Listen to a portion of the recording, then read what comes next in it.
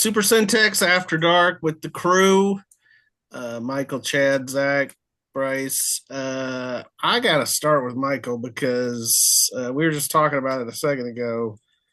Easily the most stunning score of the night for me. Uh, and I'm not just saying that because I'm a Brenham High School alum. The Cubs were sixth ranked in the state. Handled University just fine last year, but man, what a turnaround for the U Dogs. Yeah, it's pretty insane. I was talking to some folks before the game and people were asking me, "What do you think? What do you think?" And I was like, "I don't know. I mean, I'm not sure. Brenham's really good and obviously they don't have Jacoby Dixon anymore, but that hasn't seemed to matter to this point. They're 8-0 going into this week and rolling like normal. And man, I'll tell Hey, you what. so they Yeah. have Wynn sent me a photo this week of some alternate uniforms they have.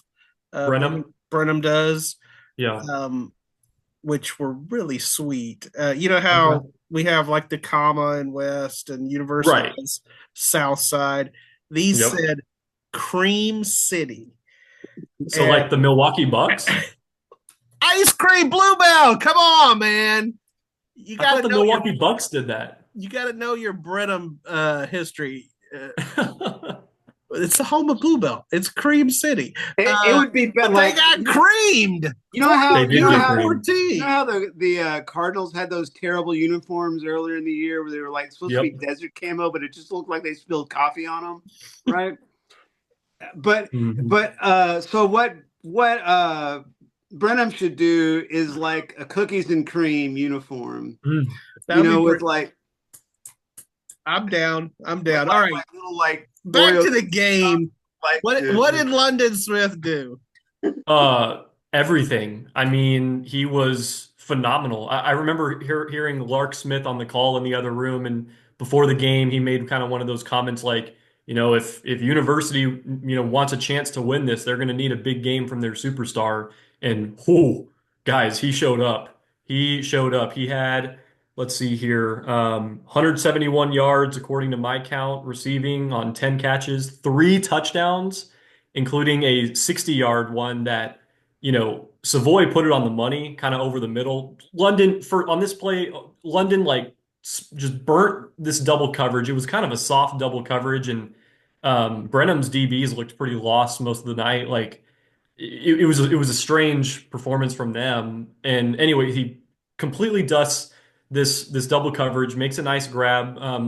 Savoy put it on the money, and then London's kind of working his way down the left side. I have the video on X if you want to go see it. He's kind of working his way on the left side, and he have y'all ever kind of seen when those guys like will kind of not necessarily like high step, but kind of like hesitate step, kind of leap a little bit, and he kind of just he used that move to get like another half step or a step to give him enough space to kind of fall into the end zone, and he just kind of well first he fell into the end zone and he's laying there, he's like touchdown, right, touchdown. And they're like, and the ref, puts his hands up, and then London just kind of like lays there in the end zone, like with his arms out, and he's just kind of relishing in the moment that at that point the U Dogs were up 35 to 7, 35 to 6, and they were rolling. That was in the third quarter, and like guys, he was unbelievable. Savoy Nichols, we've talked a lot about University and how explosive they can be, and some of these playmakers on their team, they're loaded with talent.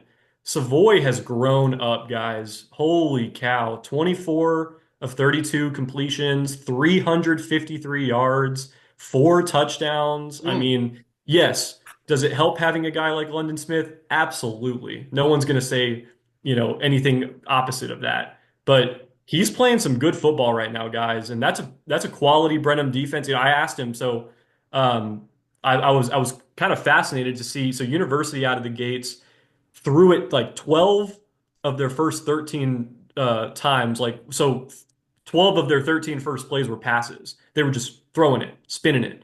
And I asked him, like, what gave y'all the ability to do that? Was that kind of a focus? And Savoy was like, yeah. So they tend to load the box up quite a bit and try to stop teams from establishing the run game.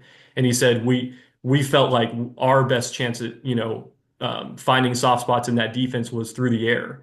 So Man, Jeremiah Green continued to play wide receiver. He looks good. Jamari Thomas um, is doing his thing. Justin Neal probably deserves a shout out. Really good basketball player as well. Lamar football commit. He's like dragging guys on his back, for extra yardage and stuff. I mean, he played really well. And I've spent like what 5 minutes now talking about their offense. Their defense was really what stole the show too, guys. Without Devontre Kirkland, this was by far the best defensive performance I can think maybe I've ever seen from the U-Dogs.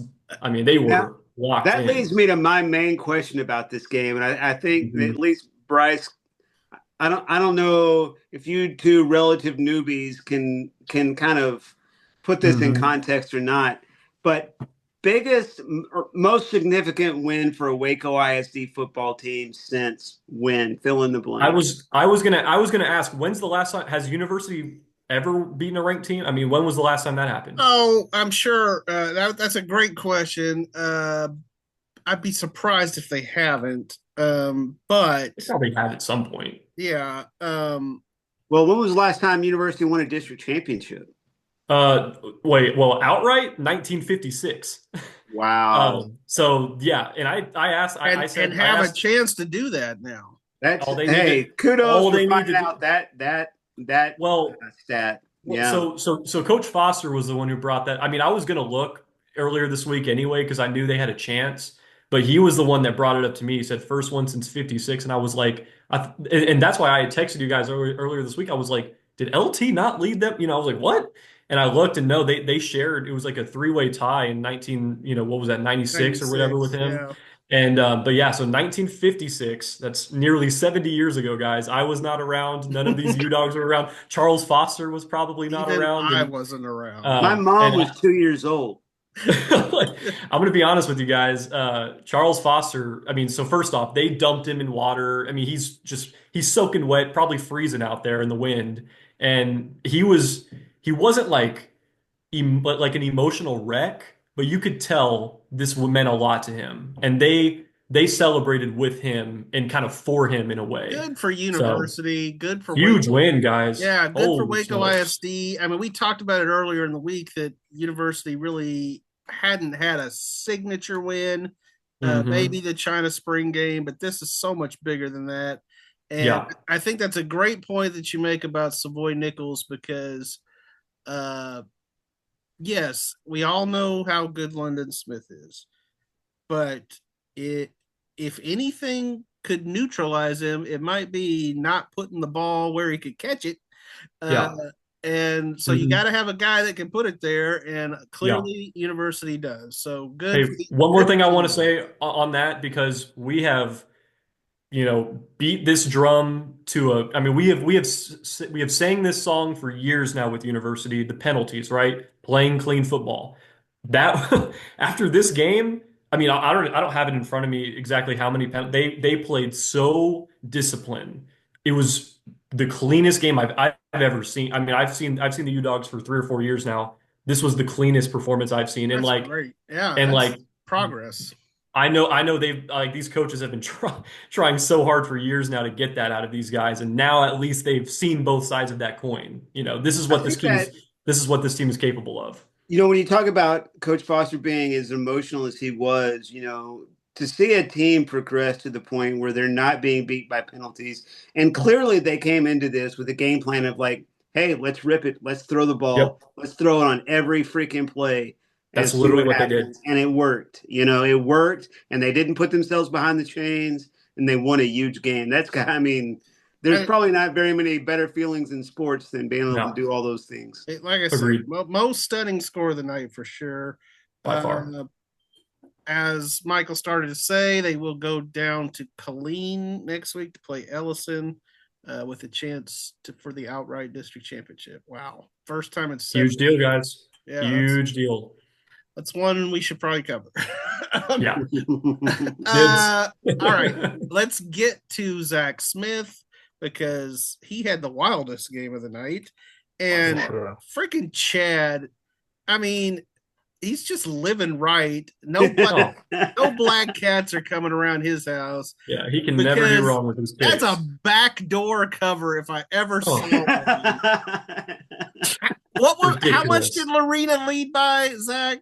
20 points with 4 minutes left in the second quarter. Oh no. And China Spring comes back and wins in double overtime. Holy Oh, smokes. Michael and I could have had that pick on you, Chad. golly. All Hey, right, He's tell us already about the up. game, Zach. He's already up like 10 games on us too. Good Lord. and I'm rocking 80%, almost Oh, 81% for the year. Yeah, it's all coming crashing down. I give up. Zach. Go ahead, Zach. I don't know how I would have picked this game. Good luck with that. Have fun with that.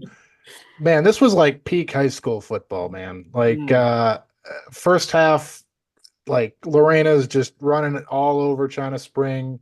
Jackson Blanchett throwing the ball all over, and Brody DeLeon doing his thing, just whatever. And then second half, Jackson Blanchett gets hurt. He doesn't That's play in the big. second half. He was without he was walking around on the sidelines, but he didn't have any pads on. So so he didn't play in the second half, and Lorena's offense just struggled. They could not move the ball. He's a difference maker, dude. Oh yeah. Right. He's Right. so And China Spring could. They just kind of nickled and dimed their way. So here's some Wow. numbers for you. Krishan Gregory ran the ball 42 times for 295 yards, 3 touchdowns. He also caught a touchdown in the second overtime period that set up the game-winning 2-point conversion. So Krishan Gregory, have your flowers. Wow. But then, all right, so China Spring just keeps plugging away. They tie the game. Ryan Hale rushes for a 61-yard gain that leads to the game tying touchdown, separates his shoulder on that run, can't play in the overtime. So Ryan Hale's out for overtime, right? No. And so, all right, first overtime. Let's see. China Spring gets the ball first, and Lorena has not been able to stop them. But guess what? In the first overtime, they come up big, get a 4th down stop, turnover on downs. Great. Lorena driving, they call a great bootleg for backup quarterback Connor Johnson? Connor Johnson, sophomore. That is Kevin Johnson's son. Yeah, Correct. Kevin's son. Untouched for a touchdown. And then on the 2-point conversion, they try and they fumble the ball at the goal line, right? Sorry. I got mixed up. That play was in the second overtime. They scored the touchdown in the second overtime. It's just a wild game, man. Sorry. Lorena scored that touchdown in the first possession of the second overtime, and then they fumbled the ball on the 2-point conversion in second overtime. So they have a 6-point lead. China Spring, can they get a stop? China Spring, Krishan Gregory catches that touchdown, and then they call chicanery. We get trickery. It's trickeration. It's Halloween. Some tricks were out. They call a play that they called Trubisky, which is something that the Bears ran on Monday Night Football back in the day. And It's basically a double reverse, Jackson Knapp to Krishan Gregory to Christian Trevino, who pitches it out to Knapp for the game winner. And it's just like there were like 3 I love chicanery on Halloween. Are you kidding me? Halloween, it felt like appropriate that there were some tricks, right? Like that was gonna be my lead, but then I know we banned Halloween leads. I would have forgiven now, you. What I want to know, Zach, you've probably been covering high school football for 5 or 6 years now. I don't know. Is that about right? And now, I don't know if you want to count Laredo football, high school football, but it counts. But was this the most head spinning game that you've had? Did you have the West Robinson game last year? I think so. Wait, overtime game. No, this was not. I think you did. This was not. I covered. Let's see. It was R.J. Martinez versus Deuce Vaughn. I believe that was like 72-64. R.J. Martinez beat he topped a bunch of Johnny Manziel records, and then he came to Baylor. So I talked to him there too. But yeah. So this was up there. This was absolutely insane, just because China Spring looked completely out of it, and then they just kind of didn't give up and kept playing their game. And does that put the Cougars in the playoffs? They are currently alone fourth right now. They're 2-2. It gives them sole possession of fourth, Bryce, but I guess it could. I mean, there, I guess, is some way Lorena may be able Well, to get so back Michael, into one it. of your assignments next week will be Yeah. this is what we always give the high school guy to do, The finding out all the column. playoff scenarios. I got you. Actually, I can do well, that. the thing is, Lorena has to beat la-vega to throw things into any kind of Correct. mess. Correct.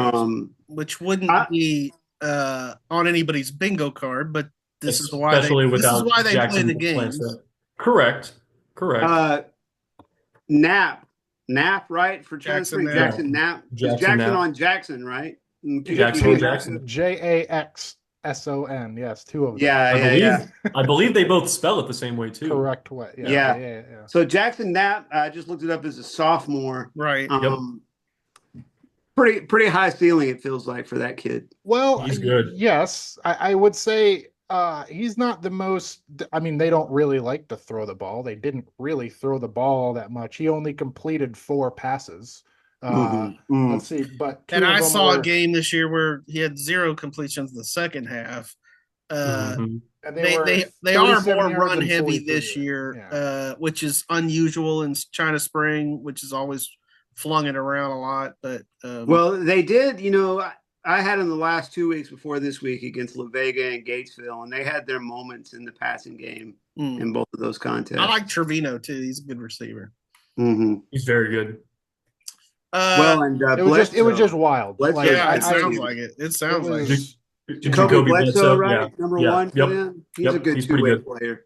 All right, Chad. So you had the Gatesville Robinson game, and we were talking about this one as a game that we thought would be close, and Robinson just kind of handled it, right? Yeah, it was Robinson looked really good on offense. I like the webhead M&Ms in the treat bag. Yeah, that would have been a cherry bomb. Yes, you're right. You could see that one coming.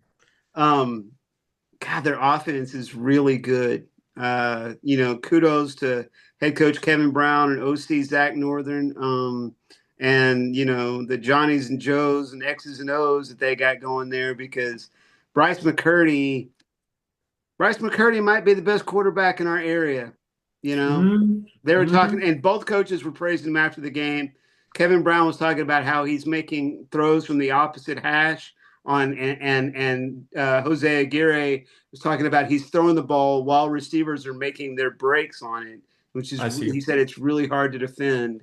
And then McCurdy also made a lot of plays with his legs, and I think he was maybe banged up and was running less earlier in the year, but he looked healthy tonight, particularly on kind of the clinching touchdown in the fourth quarter.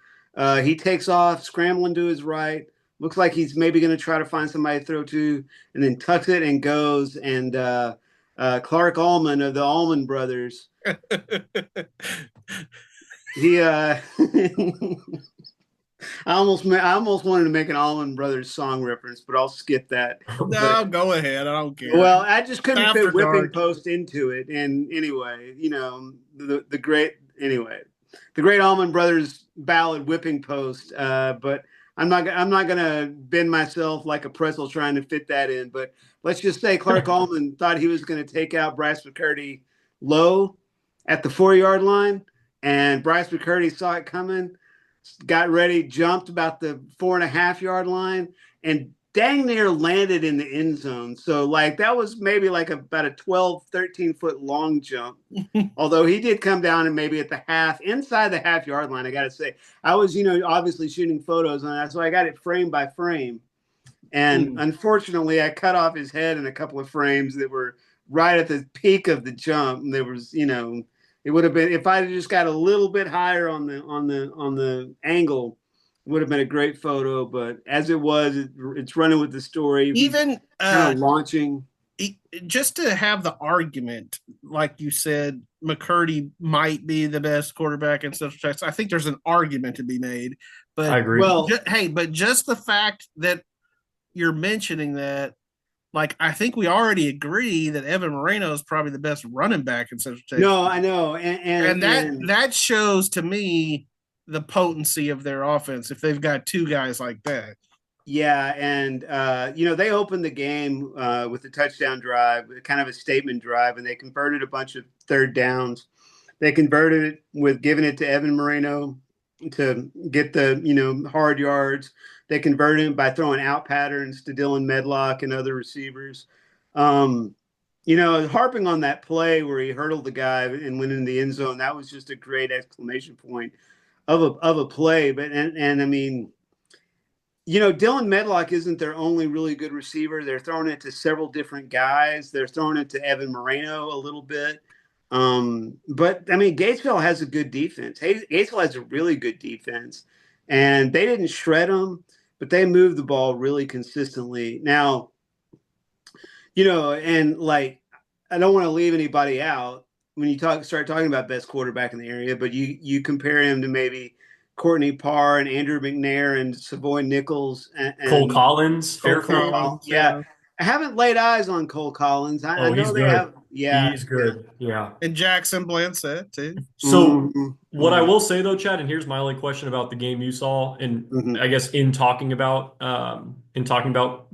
Bryce McCurdy, what I wrote about earlier this week, like him and Jackson Blancett, at least from the quarterbacks I've seen this year, and I've seen a lot of these top guys. I haven't seen Andrew McNair, but what he's so good at, or these two quarterbacks, Bryce and Jackson, their pocket presence and just being slippery. Like you mentioned, he can make plays with his legs, but like I noticed, and he did this against the Pirates last week, which is maybe the best defense in our area. They like you can't get those guys on their back. Like Mhm. they slip around and like evade sacks. Like, did you notice that at all tonight with Gatesville? Yeah, not as much because I'm Okay, shooting, and so I'm in a little bit different. I'm kind of field angle, so it's sure. kind of hard to see that. But they definitely didn't drop him for losses very much, if at all, and they needed to. I mean, they needed to Right. get him behind the chains and couldn't. And Robinson had a little bit of problem with pre-snap penalties on the offensive side. They overcame them, and I'll say this about McCurdy and what I saw in him tonight is when we don't talk a lot about recruiting on this, but obviously he's taken some visits and got some offers out there. And tonight probably was the first time where I was like, okay, I see it. You're I starting to see see the it. kind of the savvy, the Yeah. savvy, and then the skill set to go along with it. Yeah, especially since and we were talking about this earlier this week on a little text thread about dimensions and how they Mm-hmm. coaches look at Mm-hmm. that a lot. And McCurdy's Mm-hmm. not a big guy; he's only like No. 5'11". Mhm. So that says something about how much they think about his ability. The fact that they're maybe willing to overlook a few inches with him. Right, and Mhm. he's listed on their max preps at 6'1", 190, Okay, and I thought he was um, about 5'11", but I mean, 6'1" on max preps might be 5'11" in real life. I don't know, yeah, but I know it's 4A football, so it's hard to make a comparison. But he looks the part of a good sized, athletic, smart quarterback. nice. Okay. Nice. Well, Yeah. good win for the Rockets. All By right. the way, Gatesville, I believe Gatesville is locked into the playoffs as well because they've already beaten China Spring and Lorena, which are the two teams that they could get knotted up with for third place. Obviously, having beaten both of them gives them a tiebreaker, so they're in as well. And I Yeah. don't think Robinson is for sure second place yet because if China They Spring beats yeah. Robinson, they would both be 3-2. Yeah. A win next week would secure it for good for Robinson. I But mean, I it's think Robinson's playing for second place in the district for the second week in a row, kind of. yeah, pretty Yeah, no much. doubt.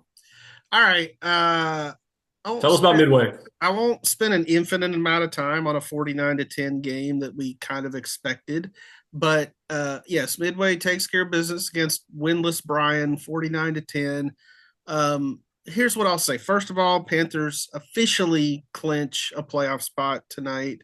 There was some mathematical stuff that could have happened where they would have missed if they had lost out or something, but they're in for sure now. Um, they so last week against a winless Killeen team, they gave up some points, they gave up some yards, they had some penalties, had some mistakes, let some big plays go. There was none of that tonight. Midway was sharp, y'all. Like it was really, really, really good. They scored offense, defense, special teams. And Janet said you could probably sum up the game in the first two possessions. Bryan, before they even snapped the ball, get back-to-back false start penalties. They never made it back to the line of scrimmage. They punt the ball away.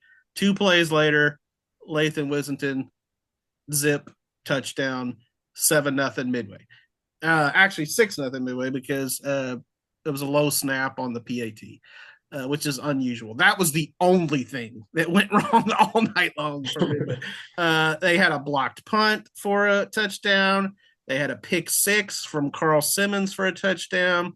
It was Andrew McNair, 15 of 17 tonight. He was just throwing darts, and he played 2 quarters. He was very sharp. And then we know about those 2 running backs, Lathan Wissington, 6 carries, 100 yards, 3 touchdowns.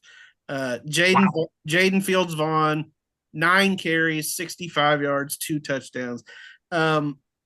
On one of the carries that JFV had, Ken Surrey texts me and says, "You could have driven a Toyota Corolla through that hole." And it's the picture y'all can look at. It's the picture I led with for the story.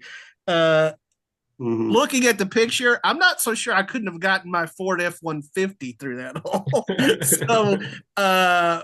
So then after the game, I had to, for the first time all year, talk to an offensive lineman because those guys deserve some love.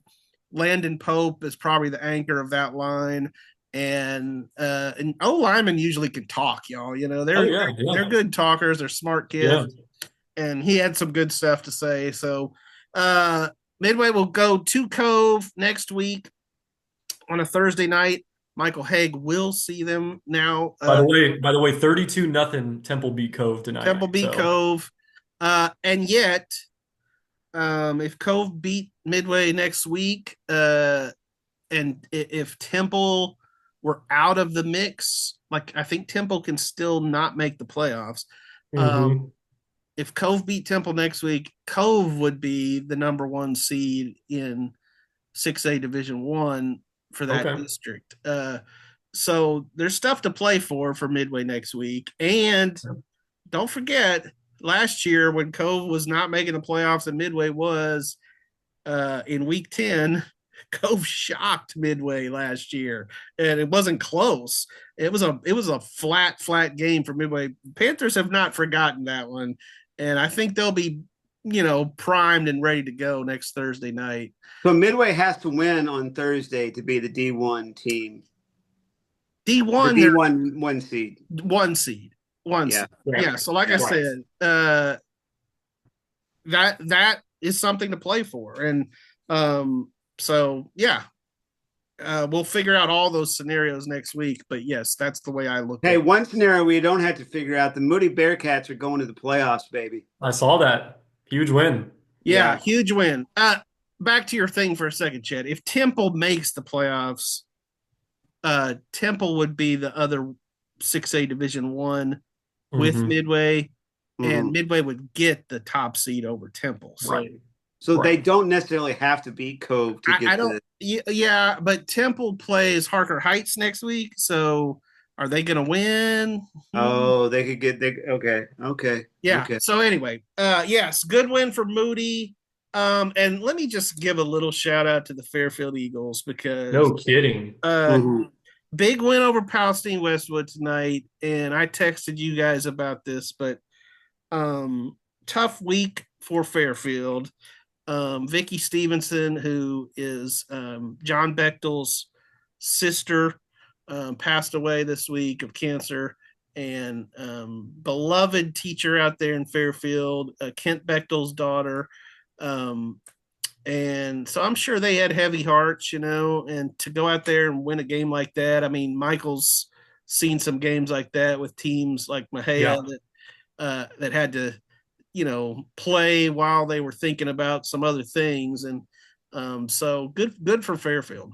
By the way, so the Eagles are now in the driver's seat to secure its first outright district championship. First one since 2013. I'm sure you guys remember that When they year went when to they the went to state the state final. championship. That was a Yep, state great, championship. great Fairfield team. I've been kind of dipping my toes in the water of like asking folks out there, like, do these kids remember watching that girl? Like, because I've seen some chatter from folks out there that are saying this year's team reminds them of that team. Now, Coach Bechtel will say, I'm not ready to go that far yet. He's game by game, week by week. But I'm just letting y'all know I've been kind of dipping my toes in that water to at least see if there's anything there. So nice. Let me double back on Moody. And the reason we brought that up, made mention of that, their first time in the playoffs since 2016, I believe. 0-10 last year. They've now won 5 games.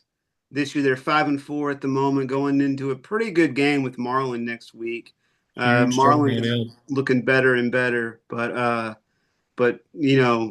congrats to Weston Cooper and the Moody Bearcats for all the things you got to do to go from 0-10 to making the playoffs. Also, congrats to the Axel Longhorns. Big win over Bosqueville tonight. That's where Brian Coates was.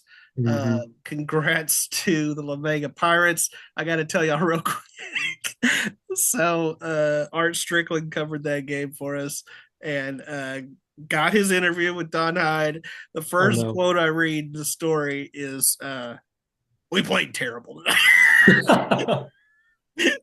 I love Don Hyde, man. Oh, never change, Don Hyde. Hey, they won 28-6. Art Strickland interviewing Don Hyde is an SNL sketch. I would pay to see that. I would really pay to see that. So. All right, on that, we're getting out of here. See y'all.